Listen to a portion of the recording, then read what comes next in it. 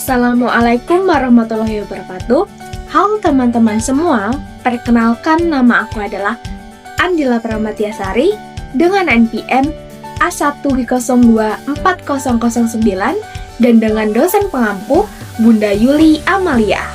Nah, teman-teman, di sini saya akan menjelaskan materi tentang wawancara. Di sini teman-teman udah tahu belum apa itu wawancara? Nah, teman-teman, biasanya wawancara itu identik dengan proses tanya jawab yang dilakukan oleh pewawancara dan narasumber. Tetapi untuk mengetahui penjelasan yang lebih lengkapnya, mari kita simak video berikut ini. Menurut Kamus Besar Bahasa Indonesia, wawancara memiliki beberapa pengertian. Pertama, wawancara itu adalah tanya jawab dengan seseorang, pejabat, para ahli, tokoh masyarakat, dan sebagainya, yang diperlukan untuk dimintai keterangan atau pendapatnya mengenai suatu hal. Untuk dimuat di surat kabar, disiarkan melalui radio, atau ditayangkan pada televisi.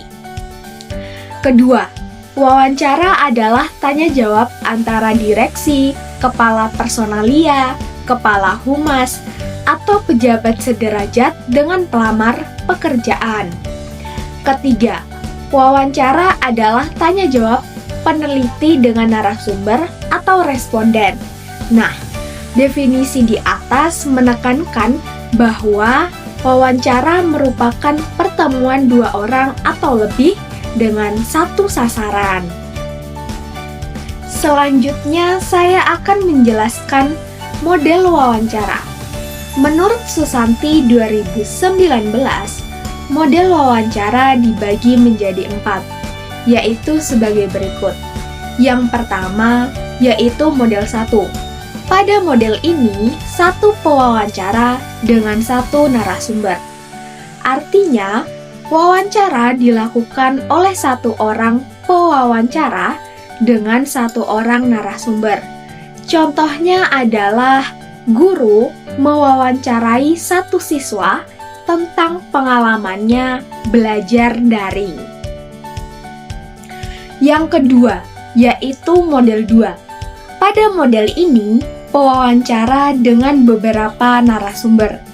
Artinya, satu pewawancara mengajukan pertanyaan kepada lebih dari satu narasumber. Contohnya adalah seorang wartawan mewawancarai 3 petani tentang hasil panen padi. Yang ketiga yaitu model 3. Pada model ini, beberapa pewawancara dengan satu narasumber. Artinya ada beberapa pewawancara yang mengajukan pertanyaan kepada satu narasumber. Contohnya adalah 3 wartawan mewawancarai satu menteri mengenai kebijakan baru. Yang keempat, yaitu model 4. Pada model ini, beberapa pewawancara dengan beberapa narasumber. Artinya beberapa pewawancara dan beberapa narasumber saling terlibat dalam sesi wawancara. Biasanya dilakukan dalam forum besar atau jumpa pers. Contohnya ialah wartawan mewawancarai BNPB, TNI, dan Polri terkait penanganan bencana alam. Selanjutnya, saya akan menjelaskan jenis-jenis wawancara. Menurut Susanti 2019, secara umum, jenis-jenis wawancara diuraikan menjadi 9, yaitu sebagai berikut. Yang pertama, terstruktur, yaitu wawancara ini berpedoman pada daftar pertanyaan sebelumnya. Yang kedua, tidak terstruktur, yaitu tidak berpedoman pada daftar pertanyaan. Yang ketiga, terpimpin, yaitu berpedoman pada daftar pertanyaan. Yang keempat, bebas, yaitu tidak berpedoman pada daftar pertanyaan. Yang kelima, individual, yaitu mewawancarai satu orang saja. Yang keenam, kelompok, yaitu seorang pewawancara yang mewawancarai sebuah kelompok. Yang ketujuh, konferensi, yaitu seorang pewawancara dengan sejumlah narasumber dalam satu tempat atau sejumlah pewawancara dengan seorang narasumber. Yang kedelapan, terbuka, yaitu pertanyaan wawancara tidak terbatas atau tidak terikat jawabannya. Yang kesembilan, yaitu tertutup, yaitu wawancara yang jawabannya terbatas. Kemudian saya akan menjelaskan syarat-syarat wawancara. Menurut Susanti 2019, ada beberapa syarat dalam wawancara, yaitu sebagai berikut. 1. Penguasaan masalah yang sedang atau akan dibicarakan. Penguasaan masalah itu akan berpengaruh terhadap proses wawancara. Hal tersebut dapat dicapai bila seseorang rajin dalam mengumpulkan berbagai sumber, seperti buku, televisi, pengamatan, pergaulan, dan lain sebagainya. 2. Berbicaralah secara jelas dan jangan terlalu cepat. Artikulasi harus terdengar secara cepat dan jelas. Susunlah kalimat secara baik dan efektif. Demikian pula, pilihlah kata-kata yang sesuai dan tepat dengan konteks pembicaraan. Berikan tekanan pada bagian kalimat yang dianggap penting. 3. Suara hendaknya jelas. Volume suara jangan terlalu keras, juga jangan terlalu remah. Suara yang lemah akan menampakkan keraguan.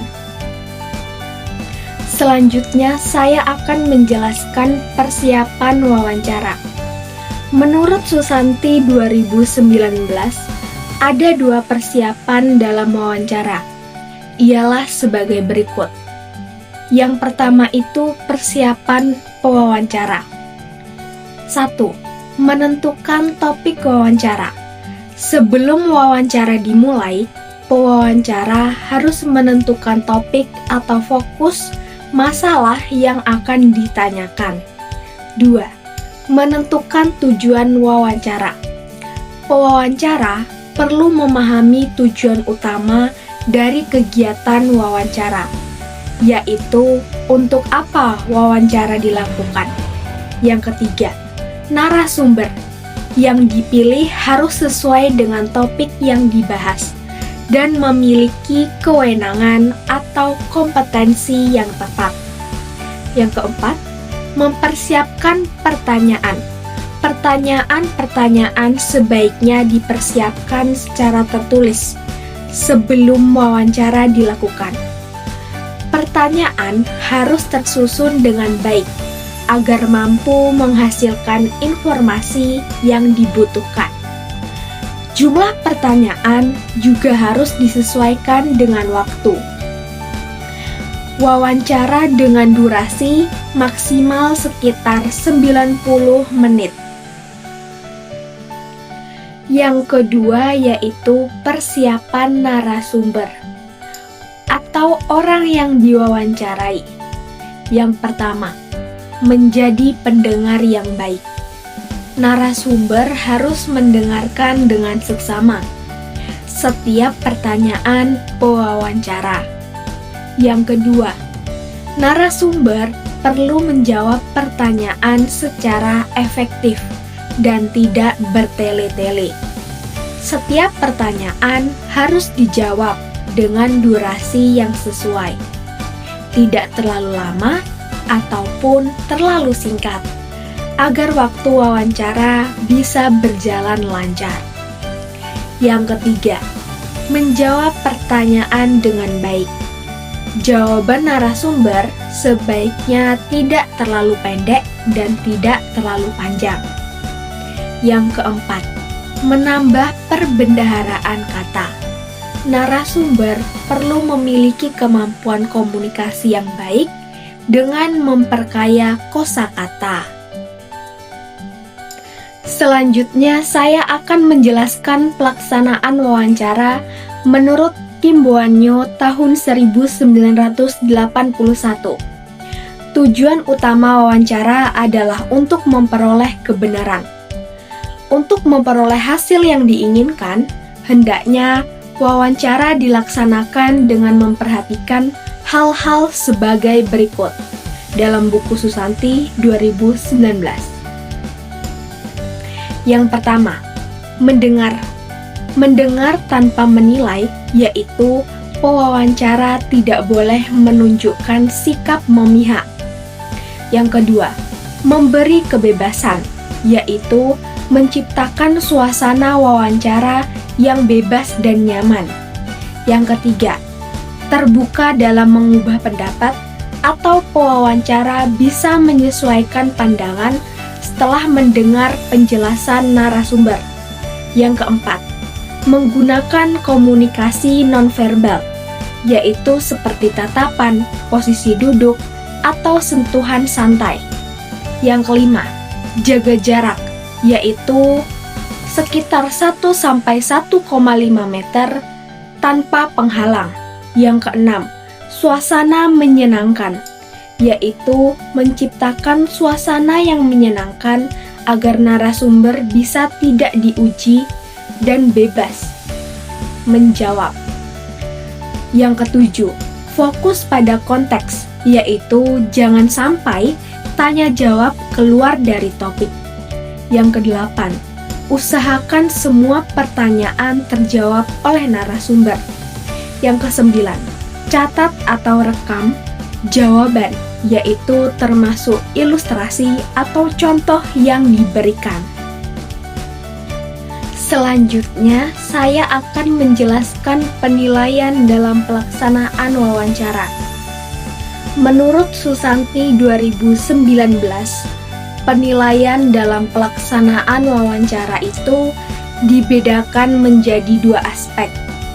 Yang pertama yaitu aspek yang dinilai dalam wawancara dan aspek yang kedua yaitu penilaian wawancara secara aspektual. Berikut adalah penjelasan mengenai aspek-aspeknya.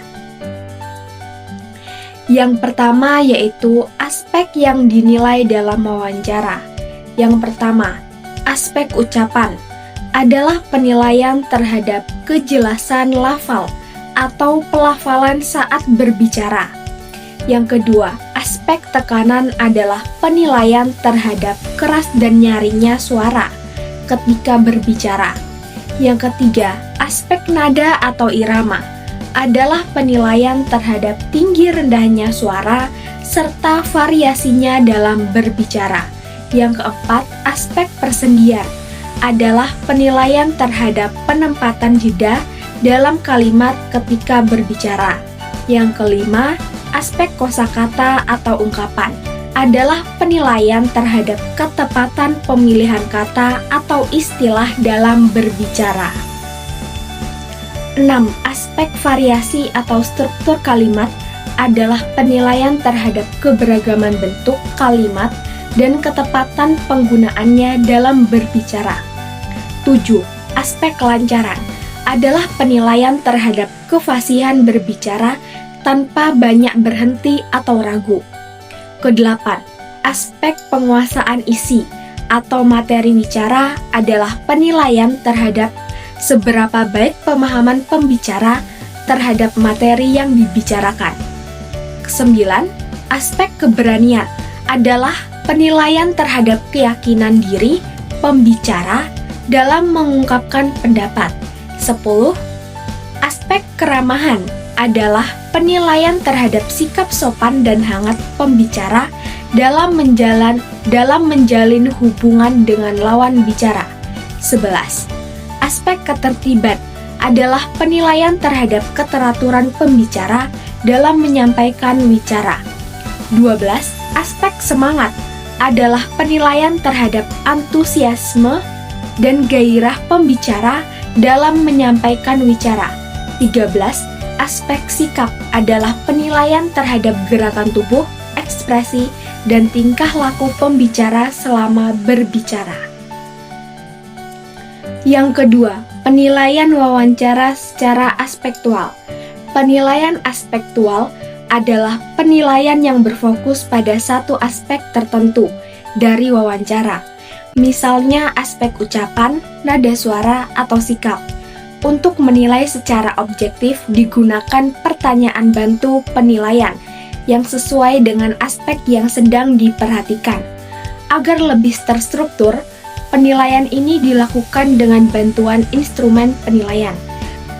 Sekian video pembelajaran yang dapat saya sampaikan. Lebih dan kurangnya mohon maaf. Wassalamualaikum warahmatullahi wabarakatuh.